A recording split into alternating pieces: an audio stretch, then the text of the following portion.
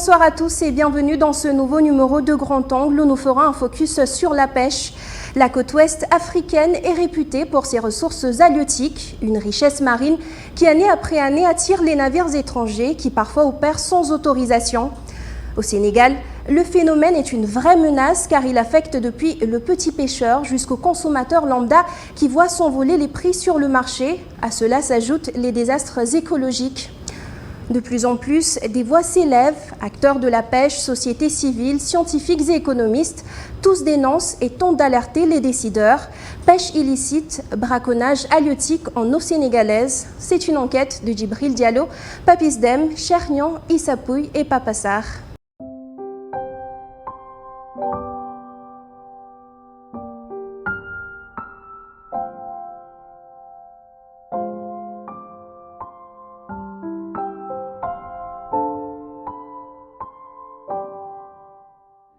Guet Ndar, village traditionnel des pêcheurs de Saint-Louis, à plus de 200 km au nord de Dakar, est l'une des plus riches zones maritimes au monde.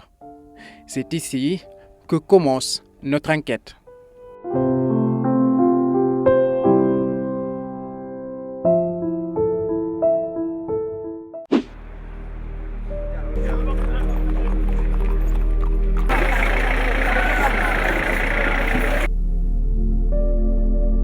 La plupart des habitants du village dépendent de la mer. Il est 9h ce jour-là. Le soleil darde ses rayons sur la plage. Comme toujours, tout le village attend au quai le débarquement des pirogues.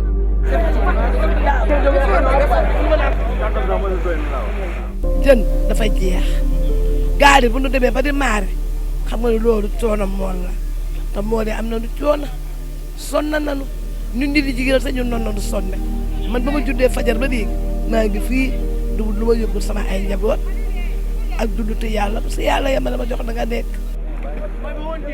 La vie, voire la survie de milliers de personnes tourne autour de cette plage. Les eaux sénégalaises sont réputées être riches en ressources halieutiques. Mais aujourd'hui, ce stock commence à s'épuiser. Depuis quelques années, le poisson se fait de plus en plus rare. Ce matin-là, des pêcheurs guet-ndariens partis en mer 4 jours plus tôt pour certains, 5 pour d'autres, reviennent avec leurs pirogues presque vides.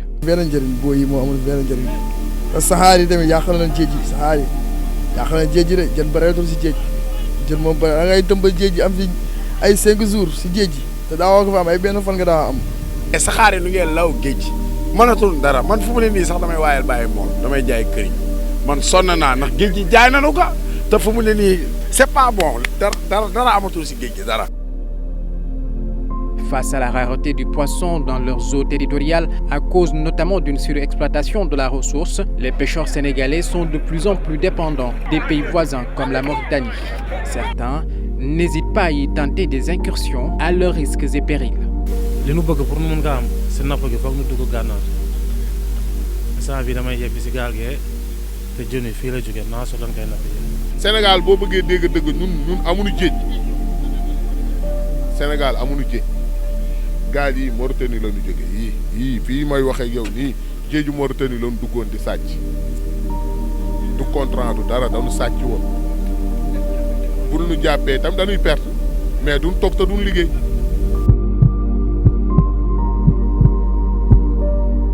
En 2018, un jeune pêcheur saint-louisien a été tué par balle par les gardes-côtes mauritaniens. Un fait divers tragique qui révèle la situation critique de la pêche sénégalaise.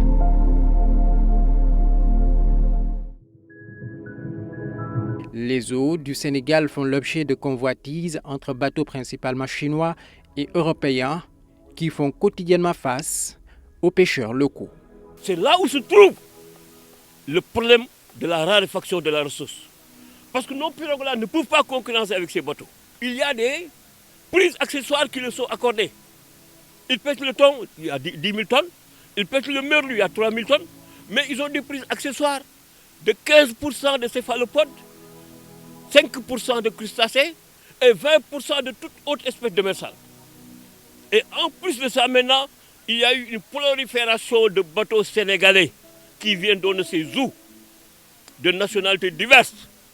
On retrouve des bateaux espagnols sénégalisés, des bateaux français sénégalisés, des bateaux portugais sénégalisés, des bateaux allemands sénégalisés, des bateaux chinois sénégalisés, des bateaux turcs sénégalisés, des bateaux coréens sénégalisés, et ils sont là, il n'y a aucun contrôle. Nous pensons forcément qu'il y a beaucoup de prénoms. Nous ne disons pas que ce sont tous des prénoms, mais nous pensons forcément qu'il y a beaucoup de prénoms.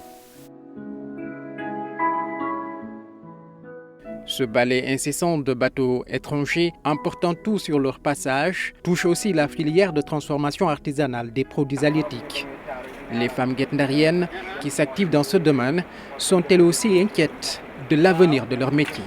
jën amul daal li ñu daan gis ci jën sunu baay jàng dara nekkul si xoolal yëri mu dara nekkul si ndax waaw bu njëkk dañ daan lax ba duut fu nu lax di ngaalaw ak yëpp léegi nag jafe nañu jën moom jafe waaye fu waay toll rek yëngak si Afrique waaye toll rek yëngak te ñun lii mooy sunu liggéey sunu jëkkër dafa gaañu woon ñu nekk su amee sunu ay njaboot sunu kër sunu gaal normal lii rek mooy sunu liggéey sunu noo fas sunu soxla. Plus de 20 000 pirogues et près de 160 bateaux se disputent les côtes du Sénégal à la recherche de ressources halieutiques précieuses. La production annuelle du pays en produits halieutiques dépasse les 500 000 tonnes, soit la moitié de la production totale des 8 pays de l'Union économique et monétaire ouest-africaine. Cette pression a des conséquences directes et destructives sur les espèces marines. Les résultats de l'enquête effectuée par le Centre de recherche océanographique Dakar-Thiaroye font froid dans le dos. Il a été constaté qu'il y a une surcapacité de la pêche démersale côtière qui était de 52%. Ça, c'est la surcapacité globale qui dépasse les 50%. Et si nous prenons des espèces comme le tchof, par exemple, la surcapacité elle est de 82% sur cette espèce. La sécurité alimentaire des Sénégalais dépend largement des ressources halieutiques qui contribuent à plus de 70% des apports en protéines d'origine animale. La consommation moyenne en poisson est de 29 kg par habitant et par an. Un indicateur qui montre l'importance de la pêche durable pour le Sénégal. Mais tous ces avantages sont aujourd'hui menacés. Certaines espèces, il y a de cela, je peux dire, plus de 15 ans, leur état du niveau d'exploitation est inquiétant, c'est-à-dire leur santé n'est pas bonne. Cela veut dire que c'est des espèces qui sont généralement surexploitées. On peut citer entre autres, par exemple, l'espèce emblématique du Sénégal qui est Epinophelis aenus, appelée le mérou blanc, et communément en Wolof on l'appelle le tchof. L'espèce elle est vraiment surexploitée au même titre que, par exemple, la crevette côtière, appelée la crevette blanche, le pajot, le pagre, etc. C'est des espèces vraiment, surtout les petits pélagiques. Côtier, je parle des sardinelles, les deux sardinelles, la ronde et la plate. La surpêche conduit à l'affaiblissement des communautés côtières pleinement dépendantes de l'état de santé des écosystèmes. Pour les acteurs de la pêche, cette situation découle d'une gestion opaque des ressources halieutiques.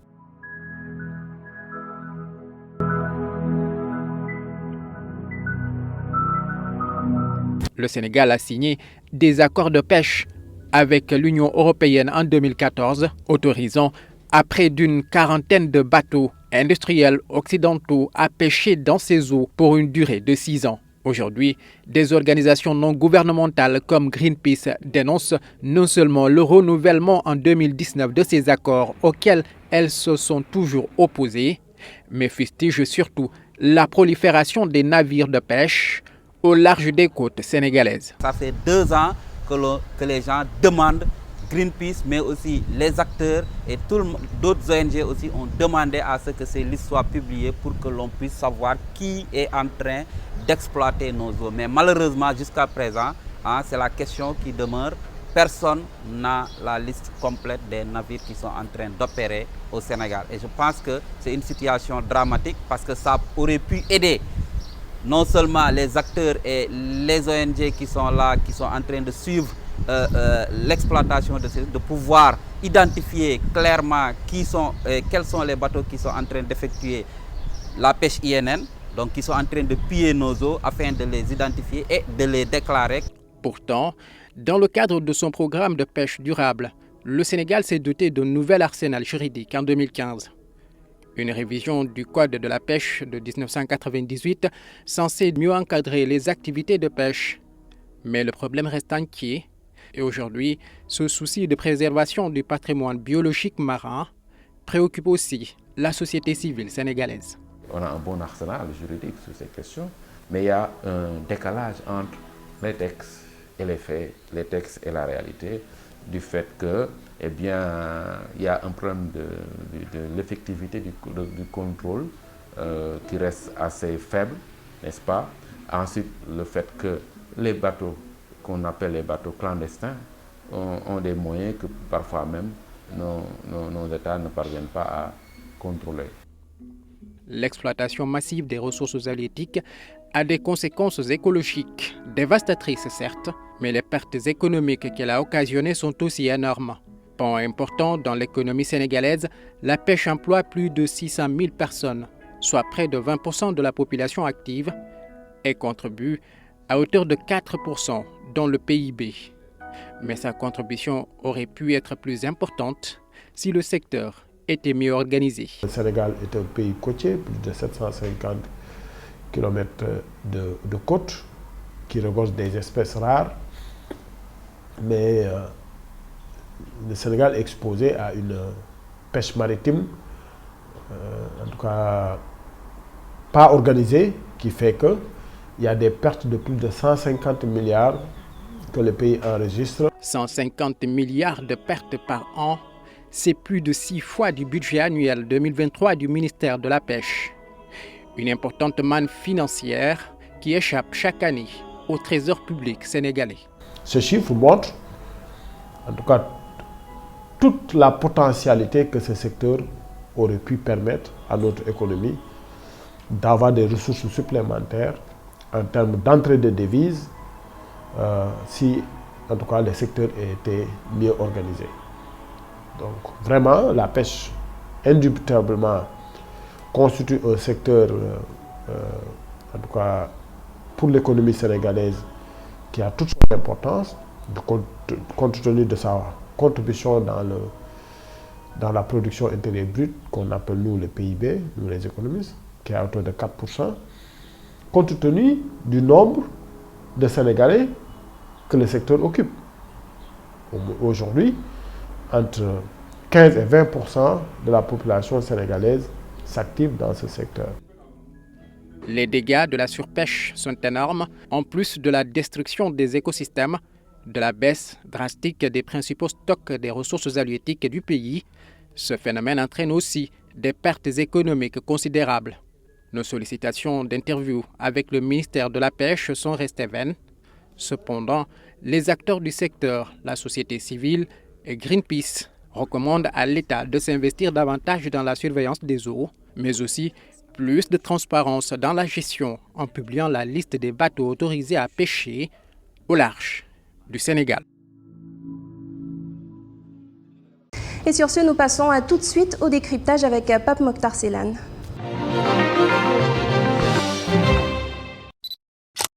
Bonsoir et bienvenue à ce décryptage d'un grand angle. Comme vous le savez, aujourd'hui, nous allons évoquer la question de la pêche au Sénégal avec ce reportage qui vient de passer. Et pour parler de tout cela, nous recevons sur ce plateau de décryptage Aliou Sall. Aliou Sall, bonsoir. Bonsoir, M. Sellane. Vous êtes socio-anthropologue et spécialiste de la pêche. Tout à fait. Aujourd'hui, on constate que la pêche au Sénégal est confrontée à de multiples problèmes, allant des licences de pêche, des accords de pêche, en passant par l'implantation des usines de farine de poisson ou encore les conflits entre pêcheurs artisanaux au Sénégal. Selon vous, vous avez passé près de 20 ans ou bien même plus de 20 ans à suivre ce secteur. Quelle est la source de ce mal constaté dans la pêche au Sénégal? Je pense que les sources sont, disons, au nombre de 3. Par exemple? La première, qui est extrêmement importante à souligner, c'est le fait que ce secteur a toujours été négligé par les autorités. Comment? Je veux dire, l'importance du secteur n'a pas encore été, disons, réellement évaluée sur la base de recherches, de données statistiques, données démographiques, pour tous les régimes que j'ai vécus au Sénégal. Avec Senghor, j'étais jeune. Avec le régime d'Abdou Diouf, ça n'a jamais été fait. Avec le président Abdoulaye Wade, ça n'a jamais été fait. Et ça continue jusqu'à présent avec l'actuel régime du président Macky Sall. Je m'explique. Ce secteur est d'une importance capitale, mais laquelle importance n'a jamais été évaluée en termes de création d'emplois, en termes de contribution à ce qu'on appelle un peu le développement local, je veux dire même la décentralisation, parce que la pêche, par exemple, vu l'atomicité des sites de débarquement, des ports de débarquement de pêche artisanale, c'est un secteur qui contribue beaucoup au développement local de toutes les zones où il y a une activité pêche. Sans parler maintenant de la sécurité alimentaire. Et ça, quand je le dis, je m'appuie sur des données scientifiques, par exemple. Quelles données? Il y a des travaux qui ont été faits. Les premiers ont été faits vers les années 90 déjà, par un ami socio-anthropologue, Jean-Pierre Chevaux, qui était de l'IRD, en collaboration avec son premier auteur, qui est Al-Hassan Samba, que je remercie au passage. C'est quelqu'un qui nous a beaucoup appris, c'est un biologiste, qui est extraordinaire, qui a travaillé pendant des années à l'ISRA, qui avait publié un rapport, un document, qui parlait de la pêche artisanale. Le sous-titre, c'était « Un développement sans développeur », pour montrer que l'état de développement, c'est-à-dire le niveau de développement de la pêche artisanale, le niveau qu'elle a atteint aujourd'hui, l'a été et l'est encore grâce aux innovations intérieures, aux efforts internes déployés par les pêcheurs et tous les acteurs impliqués dans les activités connexes et annexes de la pêche artisanale, ça veut dire les mareyeurs et tout ça. En d'autres termes, tout ce qui a été fait en grande partie par les différents gouvernements qu'on a connus ont été faits avec une approche teintée un peu d'un certain darwinisme social. Je pense que vous connaissez Darwin, qui a beaucoup travaillé sur l'évolution des espèces. Dans l'imaginaire de ces gens-là, depuis l'époque coloniale, c'est un secteur qui a été voué à sa propre disparition. Ce qui explique d'ailleurs les raisons pour lesquelles il y a eu plusieurs projets, dont le projet Cordier, qui était un système de pêche qui était intermédiaire entre la pêche artisanale et la pêche industrielle. C'est-à-dire c'était un passage de la pêche artisanale à la pêche industrielle était entrevu par tous les gouvernements qui étaient là, et qui dénote d'ailleurs d'une marginalisation et d'un manque d'intérêt, une méconnaissance de ce secteur-là. Mais avec l'installation des comités locaux de pêche artisanale au niveau des différents quais, est-ce que ça n'a pas un peu participé aussi à donner de l'intérêt un peu à ce secteur-là? Oui, si vous voulez, je peux répondre à ça, mais j'aimerais bien revenir sur ça. Par exemple, quand j'ai parlé de ce manque d'intérêt, maintenant on peut entrer sur les deux facteurs fondateurs de la situation actuelle. C'est un problème de gouvernance, d'une part, et l'absence d'une mobilité sociale de la part des organisations de pêcheurs, en tout cas des communautés de pêcheurs, qui puissent être de manière légale avec civisme, en interface avec les différents gouvernements pour dire que ça ne va pas et de poser sur les politiques publiques. Oui, parlons de gouvernance, on peut mettre dans ce même registre, en fait, les accords de pêche scellés récemment avec l'Union européenne. Oui, je veux dire, les accords de pêche, ça fait depuis, je peux vous dire que depuis 1989 exactement, j'ai été impliqué dans, disons, ce combat pour que des accords de pêche puissent être faits non seulement de manière équitable, dans la transparence, et surtout à condition qu'il y ait une ressource à vendre. Parce que le Sénégal s'est engagé auprès des institutions dont il est membre en tant qu'État, que ce soit la FAO, qui est une institution qui dépend des Nations Unies, que ce soit maintenant plus récemment l'Union africaine et d'autres institutions où on s'engage à dire qu'un État ne peut pas vendre une partie de ses ressources s'il y a déjà un problème de ressources dans ce pays-là. C'est-à-dire qu'on ne peut vendre qu'un surplus. Et ça ne s'est jamais fait. Je pense que là, comme vous êtes dans la presse, vous suivez chaque jour, vous entendez parler des impacts que ça induit au niveau des pêcheurs, et plus particulièrement les femmes, par exemple, qui sont dans le secteur de la transformation et du micro-maraîchage. Oui, mais concernant les accords de pêche, le ministre de la Pêche d'alors avait dit qu'en fait, sur les 160 bateaux recensés au niveau des côtes sénégalaises, 129 sont sénégalais. Voilà.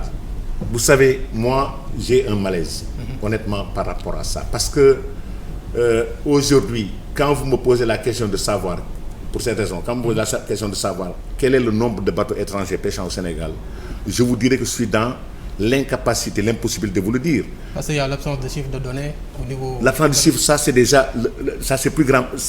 Les statistiques qu'on publie dans le secteur de la pêche sont des statistiques caduques, sur lesquelles on ne peut pas compter. C'est comme le plat qu'on prend, qu'on remet dans le micro-ondes pour réchauffer. 10% de la population active, on en parle depuis plus de 15-20 ans. C'est faux. Quand on voit le nombre de personnes qui quittent le milieu rural et qui trouvent refuge dans le secteur de la pêche pour vraiment comme alternative. Alors pour revenir aux accords de pêche, il y a une stratégie qui est développée par les États au niveau international, surtout certains États où, par exemple, la gouvernance, la qualité de la gouvernance en cours reste encore pose problème. Aujourd'hui, c'est quoi la stratégie des gouvernements?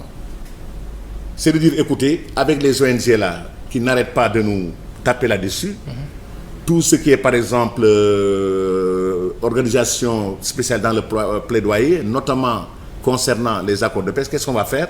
Nous allons nationaliser, disons, les flottes étrangères, moyennant des arrangements qui se font dans une opacité, je veux dire, terrible, et qui font qu'aujourd'hui, je ne vois pas la différence entre un bateau d'étrangers venant ici pêcher des ressources qui sont déjà dans une situation de crise. Je ne peux pas les faire entre cet étranger, d'une part, et un autre Sénégalais qui aurait travaillé comme prête-nom pour ce même étranger.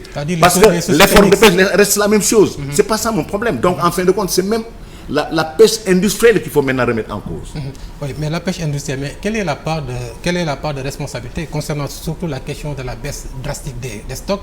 Quelle est la part de la pêche artisanale dans cette problématique? Mais je suis très content que vous me posiez cette question parce que je ne suis pas de nature à romantiser des situations ou bien idéaliser des situations. Je suis un socio-anthropologue, mais j'aime bien pas faire la part des choses.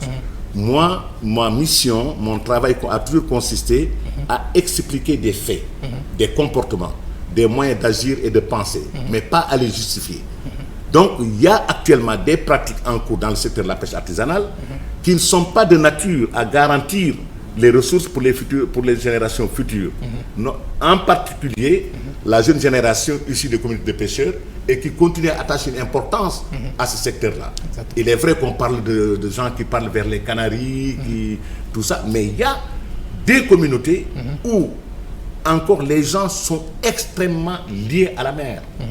Parce qu'avec la mer, ils construisent une certaine morphologie socio-halieutique qui fait qu'ils accordent des valeurs au-delà, disons, de la dimension économique du fait de pêcher. Et c'est la raison pour laquelle je dirais que les pêcheurs ont une grande responsabilité. On peut parler de leur pratique. L'usage d'un certain nombre d'engins. Le fait de pêcher des espèces juvéniles. Le fait de ne pas faire des incursions dans ce qu'on appelle les aires marines protégées. Mais si on retient ces propos, j'aimerais bien qu'on retienne aussi ces propos dans l'émission. Il faut aussi voir pourquoi dans cette situation-là, un pêcheur a tendance aujourd'hui, disons, à concentrer tout son effort de pêche sur des espèces juvéniles qui n'ont pas encore atteint la maturité sexuelle, comme on dit. Parce que vous savez très bien, selon moi, je ne suis pas du domaine, mais j'ai appris de la part des biologistes qu'il y a une taille minimale, tu vois, au-dessus de laquelle, si vous pêchez un poisson, l'espèce ne va plus se reproduire parce que c'est à partir d'une certaine taille qu'il commence à devenir mâle et femelle. Ces pratiques-là, ils sont là. L'un des drivers, je veux dire, l'un des facteurs qui, derrière ces pratiques qui ne sont pas durables, illicites à la limite, c'est le manque de ressources. Exactement. Pareil pour les conflits. Exactement. Vous avez parlé de dimension économique. Oui. Et on sait que la région de Thiès, la région de Dakar et la région de Saint-Louis concentrent plus de 70% des acteurs de la pêche. Et on sait qu'au niveau de ces côtes, il y a l'exploitation prochaine du gaz et du pétrole. Donc qui parle de gaz-pétrole parle d'un impact environnemental, mais aussi parle de la restriction des zones de pêche. Et dans ce cas-là, on peut dire qu'il y a d'autres conflits en vue. Les conflits, moi je vous dis une chose, c'est dommage, j'avais fait une contribution dans le cadre d'un projet international que je coordonne, de recherche, où j'essaie un peu d'anticiper, de manière un peu prospective, sur les conflits que pourraient, disons, engendrer les industries extractives et notamment le pétrole et le gaz au Sénégal. Mais il sera question de conflits aussi bien entre pêcheurs, on le voit aujourd'hui. Déjà, il y a des conflits à partir du moment où on restreint l'espace. Les pêcheurs, par exemple, qui perdent un espace où ils développaient leur réinduction, ont tendance à développer leur effort sur un autre effort. Le cas de la Mauritanie, c'est ça le cas de la Mauritanie. La Mauritanie, pour des raisons géopolitiques, diplomatiques, on a rompu. Mais la masse critique de pêcheurs qui était en Mauritanie est revenue au Sénégal. Quand il est venu au Sénégal, qu'est-ce qu'il a fait? Il faut qu'il s'insère dans les eaux sénégalaises. Je dis que j'explique des comportements. Je ne justifie personne, ni d'un côté, ni de l'autre. Mais donc, quand on réduit l'espace, et de suite, cela engendre un conflit spatial et un conflit technologique. Donc, le démarrage du pétrole et le gaz, de l'exploitation du pétrole et le gaz, va intensifier les conflits entre pêcheurs, d'une part, et je suis sûr et certain qu'il y aura aussi un conflit et des risques extrêmement de très hauts risques pris par les pêcheurs pour aller chercher le poisson dans ces installations qui vont devenir des sortes de récifs artificiels. Exactement. Ça, c'est évident. C'est sûr et certain. Ouais. Mais on constate qu'il y a beaucoup de problèmes dans le secteur de la pêche concernant la rareté des ressources. Maintenant, qu'est-ce qu'il faudrait faire pour retrouver l'équilibre et reconstituer le stock? Je pense qu'il est très important disons, d'aller vers une recherche d'alternatives, comme vous le dites. Parce que malheureusement, je sais qu'il y a dans le discours officiel et du côté de certains scientifiques qui sont très loin de la dimension culturelle de la pêche, qui sont en train de défendre le lobby de l'aquaculture. Il y en a qui disent, mais écoute, s'il n'y a plus de pêcheurs, les bassins peuvent remplacer les pêcheurs. À la limite, c'est presque comme ça. Je vais vous dire, M. Salan, aujourd'hui, vous allez au marché central là, de Pékin.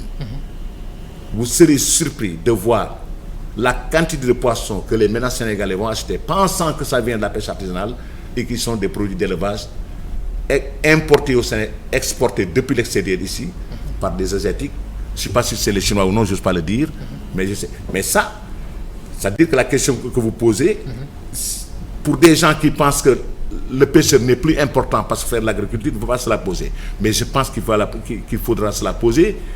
Et elle consisterait d'abord à prendre en compte le fait qu'il y a des communautés qui, pour rien, ne quitteront le secteur de la pêche. Exactement. Parce qu'au-delà, par exemple, de la dimension économique, parce que les gens ne voient que la ressource au niveau de la pêche. Mais il y a une dimension, un lien entre la mer comme entité, d'une part, et je cite toujours les 3 communautés basiques pour moi, que sont les Gendariens de Saint-Louis, les Serer Nyominka des îles du Saloum et tout ça, et les Lébou du Cap-Vert. Ces 3 communautés basiques qui attribuent à la pêche un certain nombre de valeurs que l'argent ne peut pas remplacer. Exactement. Voilà. Et je pense que ça, c'est sûr, il faut d'abord prendre en compte ça, mais aussi revoir un peu les chiffres que nous publions. Parce qu'on est basé sur une erreur, des chiffres erronés. Si on veut, parce qu'il faudrait, il y a une institution basée à l'Université de Colombie-Britannique qui s'appelle The Sea Round Us, la mer autour de nous, qui avait alerté le Sénégal sur le fait que le fait de continuer à publier des données statistiques qui n'ont rien à voir avec la réalité ne pourrait que, disons, empirer le système de gouvernance que nous avons des pêches. Et ils ont commencé à former des scientifiques là-dessus. Les comités locaux de pêche artisanale ne peuvent pas jouer ce rôle-là en collectant des données au niveau des quais? Les CLPA pourraient le faire, mais les CLPA déjà, c'est ça le grand problème. Parce que j'avais dit que le problème est double. Il y a un problème de gouvernance et il n'y a pas d'interface de la part des pêcheurs pour pouvoir peser sur les politiques publiques de manière légale, mais pas la violence, légale, avec civisme, sur la base d'expertise, mais aussi à ce qu'une institution comme le Parlement puisse se mobiliser, parce que le Sénégal, il n'y a aucun Sénégalais qui peut rester 2 jours sans manger du poisson. Exactement. Et pire encore, on a inscrit le Tchéboudienne dans... Au niveau du patrimoine mondial de l'UNESCO. Mais s'il n'y a plus de poisson et qu'on mange maintenant du poisson d'élevage qui nous vient de Chine d'ailleurs, ça pose un grand problème. Le Tchéboudienne est menacé aussi. Bien sûr, le Tchéboudienne, c'est quoi? Si le Tchéboudienne, par exemple, les carottes viennent de Hollande, le chou vient de Hollande, la tomate vient de Chine, mais attends, il ne faut pas déconner. Exactement. Maintenant, les CLPA auraient pu le faire, mais les CLPA aussi, c'est pour moi, c'est ma vision, est basée sur une expertise, donc propre. Les CLPA posent problème. Parce que les CLPA, l'État fonde tout son espoir sur le CLPA pour la cogestion. Mais les CLPA, pour moi, c'est une stratégie. C'est une patate chaude. C'est comme un manioc très chaud là, que vous faites bouillir la patate chaude, vous ne pouvez plus tenir entre vos mains, vous le donnez à quelqu'un. Parce que pour faire face et régler les problèmes que l'administration avec les pêcheurs, parce qu'il y a un problème d'autorité qu'il faut restaurer. Exactement. Les gens ne respectent rien. Qu'est-ce qu'on fait? On les délègue au CLPA. Mais qu'est-ce qu'il y a au niveau des CLPA? Il n'y a pas plus dysfonctionnel que le CLPA. Je veux dire, je m'excuse du terme, ça existe. Le CLPA ne marche pas. Ils souffrent de plusieurs problèmes. Le premier, c'est qu'ils ont la légalité, mais pas la légitimité. Ils ne sont pas reconnus par les Ils n'ont pas de légitimité, ils n'ont aucun pouvoir de coercition. Et puis, ils sont entrés en conflit de compétences avec des mécanismes, des instances communautaires de régulation qu'on avait. Traditionnels, qui étaient très efficaces. Ok, d'accord. Voilà. Donc peut-être on aura l'occasion de revenir sur tous ces aspects-là. C'est la fin de ce décryptage. Voilà. Merci beaucoup, Aliou Sall. Je vous remercie, M. Selam. Je rappelle que vous êtes socio-anthropologue spécialiste de la pêche. Merci beaucoup. C'est la fin de ce décryptage. Merci beaucoup et à bientôt. Merci Pape Mokhtar Sellane pour ce décryptage et nous parlons toujours de la pêche artisanale, un secteur qui veut se conformer à l'ère du temps et qui se tourne donc de plus en plus vers le numérique. Au marché Soumbédioune de Dakar, par exemple, plusieurs femmes, des vendeuses de poissons, utilisent de plus en plus les technologies de l'information et de la communication pour mener à bien leur commerce. C'est un reportage de Pape Bandagay, Pape Sarr et Omar Beng. Lorsque la lumière du soleil s'obscurcit, à Soumbédioune, les pêcheurs accostent leurs pirogues.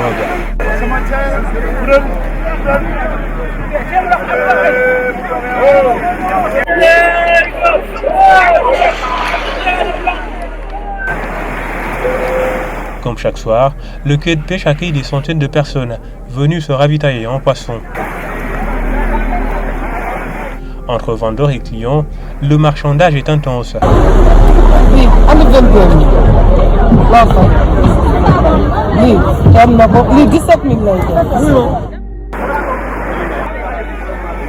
Dans cette ambiance, cette femme se distingue.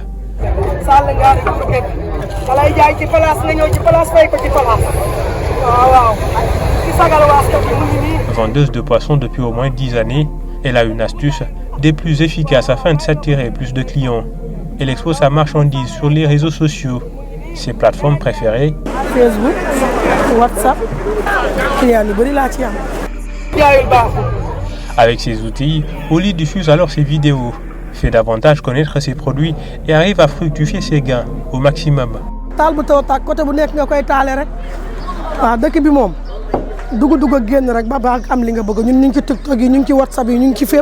day yokk client yi rek day tax client yi rawatina nag client bi tàmm ñëw si yow nga koy jaay lu baax kooku heure bu ñëwee dalay wër dalay seet. Désormais, elle compte des clients un peu partout à travers le pays. ñun am nañ client yoo xam ne sax fii ba Touba fii ba Kaolack fii ba France fépp dañ leen koy àmbalee jëni sax muy dem ñun ñu ngi fépp. waaw ci réseaux sociaux yi rek ñun ñoo ñuy jàppale rek ñoom tamit kenn gënu leen. waaw ndax WhatsApp moom ki ko tijji gërëm nañ ko ki tijji TikTok gërëm nañ ko ki tijji Facebook gërëm nañ ko waaw ndax ñun sénégalais ñun léegi namatuñ dara fu ñu neex la ñuy bës suñu bouton mu jàll.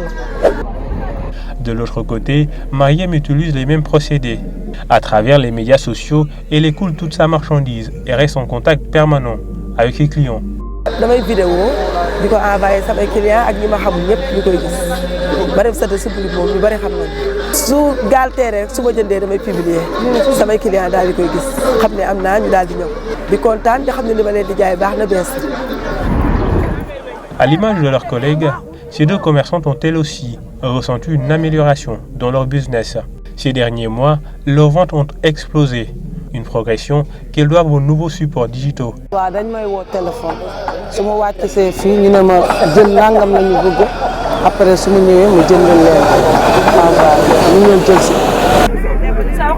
te xam nga nit lu mu nekk gis si boppam di si fas cox la ngay sant yàlla xam nga lu gën a bon nekk si loo dul sante yàlla waaye loo nekk di si gis sa bopp di si faj sa soxla njaboot da ngay dolli góorgóorlu sant yàlla ñu ngi sant yàlla macha allah. xam nga jigéen moom yàlla da ko mooñaale loolu day yor liggéeyam di ko liggéey yor liggéey këram di ko liggéey liggéey bi ñuy liggéey fii du tàddal suñu liggéey kër dara parce que loo tàmm la xam nga nit loo tàmm dara du la ko yàqal. À l'ère du numérique, le secteur informel aussi s'adapte. Grâce aux nouvelles technologies de l'information et de la communication, ces femmes entretiennent mieux leur commerce, des activités à partir desquelles et elles subviennent à leurs besoins et à ceux de leur famille. Et ce sera tout pour ce numéro dédié à la pêche. Sur ce, nous vous laissons comme d'habitude avec le cadrage, carte postale, mais également le sommaire du prochain numéro. Merci et à bientôt.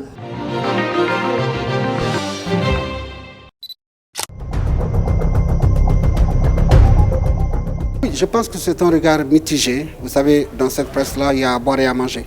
C'est-à-dire que, comme je le dis, c'est une façon de mettre le doigt sur ce qui va et ce qui ne va pas.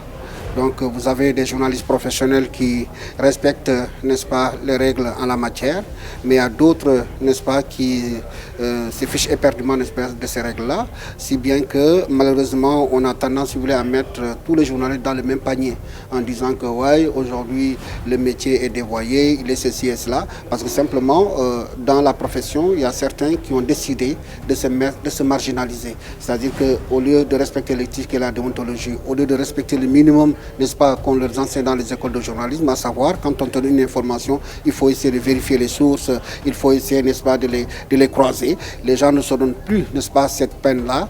Ils sont surtout omnibulés par la publication immédiate, n'est-ce pas, de l'information parce qu'ils veulent faire le buzz. C'est vrai qu'à côté de cette catégorie, vous allez trouver une autre catégorie qui est vraiment restée, disons, dans le professionnalisme.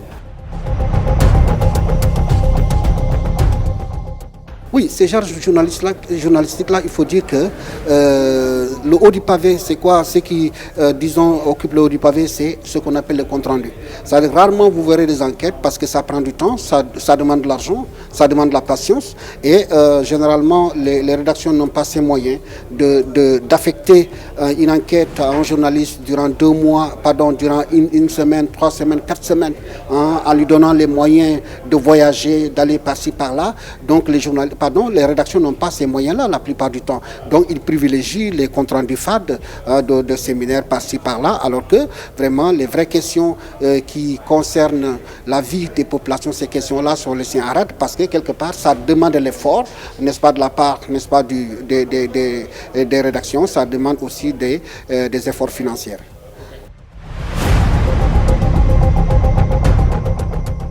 Oui, la pratique d'hier du journalisme et celle d'aujourd'hui, il y a, comme qui dirait, beaucoup d'eau à couler sous les ponts. Vous savez, nous, quand on arrivait en tant que journaliste, en tant qu'étudiant stagiaire dans les rédactions, surtout la rédaction de Sud Quotidien à l'époque, où on avait trouvé ces grands-là vraiment qui ont fait les beaux jours, n'est-ce pas, disons, de ces métiers-là. Mais écoute, à l'époque, nous, quand on revient au reportage, d'abord le chapeau, le papier, tu l'écris à la main. Oui, et ensuite on te corrige. Celui qui te corrige, il y a 2 ou 3 fautes qui sont là, mais il prend tout ce papier-là et il te le jette à la figure. Il te dit recommence. Donc tu vas écrire le même papier, tu le vas écrire 5 ou 10 fois avant qu'il n'accepte. Donc pour dire qu'il y avait la rigueur en ce moment-là. Et nous avons cette chance d'être encadrés par des journalistes vraiment professionnels. Aujourd'hui, malheureusement, les jeunes journalistes que vous êtes n'ont plus cet encadrement-là, ou rares sont ceux qui bénéficient de cet encadrement parce que les anciens qui devaient rester dans les rédactions sont partis parce que simplement il n'y a pas d'argent, parce que simplement il n'y a pas un traitement financier qui s'y est. Donc les gens vont partir et en partant, ils rendent le frein, n'est-ce pas, les journalistes. Et malheureusement, on voit tous les jours les erreurs vraiment dans la diffusion de l'information dans les colonnes, n'est-ce pas, des journaux, parce que simplement les journalistes sont laissés à eux-mêmes, il n'y a pas d'encadrement. Non, les réseaux sociaux, quand tu me dis que tout le monde est journaliste, non, tout le monde n'est pas journaliste. Il ne s'agit pas de dire que oui, j'ai un réseau social, je prends des vidéos, je mets de la voix, c'est ce qui te donne la possibilité d'être journaliste. Non, être journaliste, c'est une posture. Être journaliste, vraiment, c'est comprendre les mécanismes, les règles, n'est-ce pas, disons, qui sous-tendent, n'est-ce pas, cette profession-là. Donc, vous savez que quelqu'un qui a un réseau social, il ne va pas se donner la peine de vérifier une information. Il te balance l'information de façon brute. Or, nous, on parle de traitement.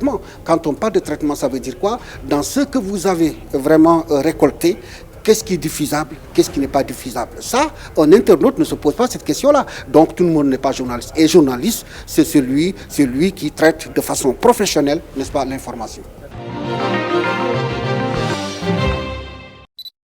Ya Rasulullah,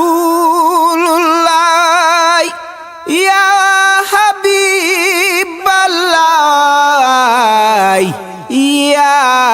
rasulullah ya di hayru khalqullah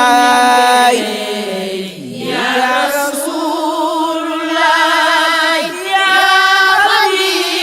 habiballah ya rasulullah ya di hayru yonen be ya rasulullah ya habiballah ya rasulullah ya di hayru khalqullah ya rasulullah ya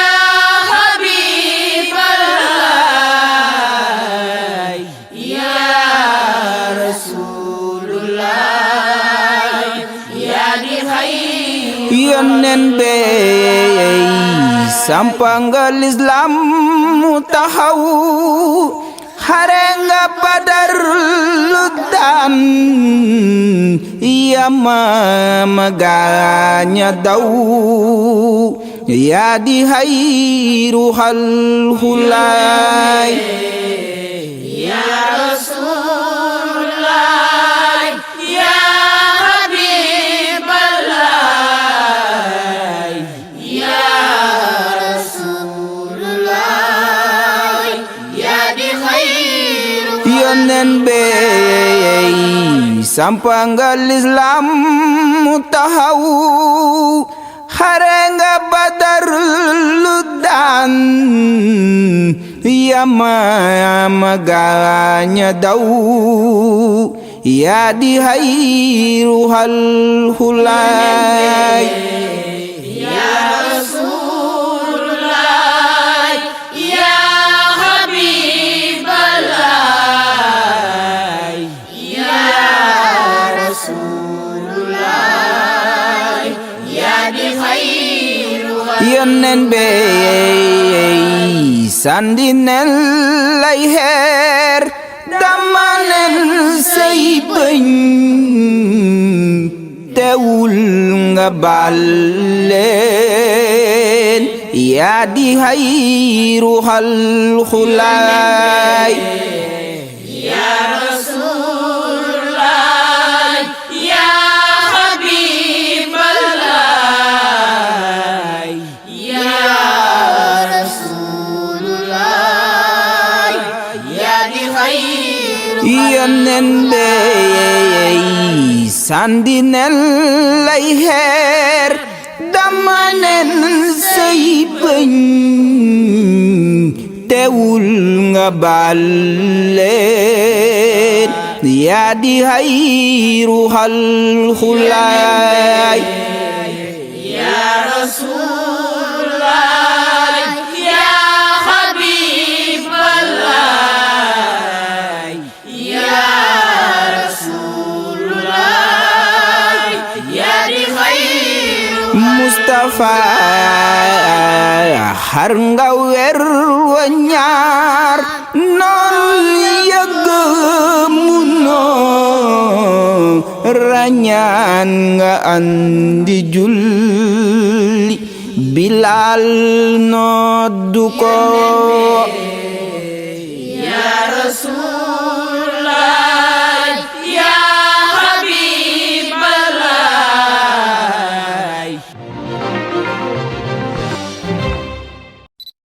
fii moo amoon affaissement bi en 2019 septembre 2019 moo amoon affaissement ba waa ONAS ñëpp ñëw daal wax dëgg yàlla ak presse beeg tout ça waaw ñu daaneloon fii nag sama kër am luñ ci daaneel pour mën a dindi tuyau bu màgget bi def ci beneen tuyau bu bees. réseau bi dafa yàgg parce que kër yu bari duñu fekk si kii bi en fan bi boo xoolee HLM kër yëpp ci kaw réseau bi la nekk loolu li mu laaj pour defar sax état du ko mën da ngay soulager rek le temps ngay topp kii bi mais li mu laaj dëgg-dëgg pour defar du mën a nekk parce que ci kaw kër yëpp ci kaw la tegu. Je crois que c'est un problème qui date de très longtemps. L'État avait commencé déjà des travaux au niveau de Grand Dakar. Donc depuis lors, il y a plusieurs dégâts que nous avons constatés et que l'ONAS a tenté de régler. Malheureusement, ça a persisté. À un moment donné, il y avait un affaissement d'une villa qui a causé beaucoup de bruit et beaucoup de dégâts. Je lui ai dit que ce projet du collecteur Hann Fann vient à point nommé parce que dans un premier temps, ça a été un véritable calvaire lors de la saison des pluies passée et que la population s'en est vraiment offusquée.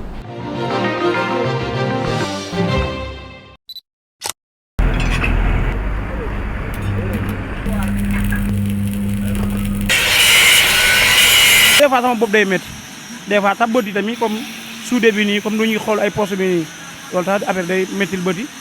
corne yi ñu ngi sonn nit ñi kenn mënatu la dund soo wàccee boo naanut meew sa poumon yi day yàqu gasoil bi bari na saxaar si bari na tuf la maanaam dafa mel ni Sénégal lay daal bi amul ak bii ça fait deux beneen Sénégal moom lu waay neex def lu waay neex def te dara du la ci fekk.